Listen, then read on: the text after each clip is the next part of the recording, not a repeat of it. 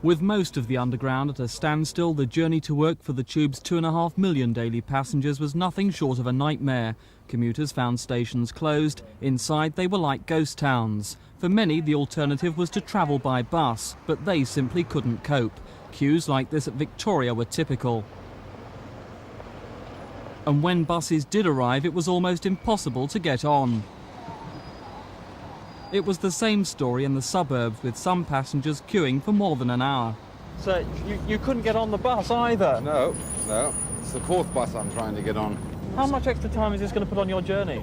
I wouldn't like to say. I should think probably up to about 2 hours. I had to take the car to go to Wandsworth Common to get the train to come up to Victoria, and now to get the bus to go up to past Oxford Street. Then I have to walk a while as well. So it's taken me over an hour. I would support a reasonable pay claim, but not to the extent of making other people suffer.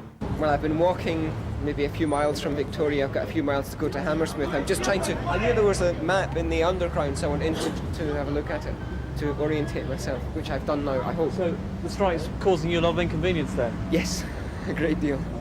Station shops and paper sellers were none too happy either. Well, usually I haven't got time to smoke a cigarette. I'll blow my nose. It's just one after the other, you know. And this morning there's hardly anything? Yeah, just like week before last, you know.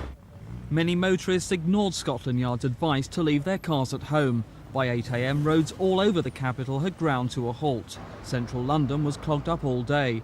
London buses said they had plenty of vehicles on the roads. The problem was that journeys were taking up to 2 hours longer because of heavy traffic. When taxis were spotted, they always seemed to be full. For many London Underground staff, the strike meant they had little to do.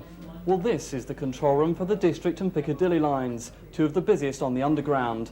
Normally, on the map behind me, you can see red lights showing trains going up and down the lines. But as you can see today, not one of the line's 150 trains is going anywhere.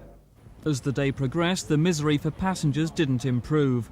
On the few lines that trains did run, like the Victoria, there were long gaps and trains often had few passengers because of the uncertainty. Tonight, the misery continues as commuters battle their way home. There's still no service on much of the Underground, the roads are packed, and most bus stops have long queues with hour-long delays. The only good news is that the Underground is expected to be back to normal tomorrow. This is Mike Pearce for Thames News.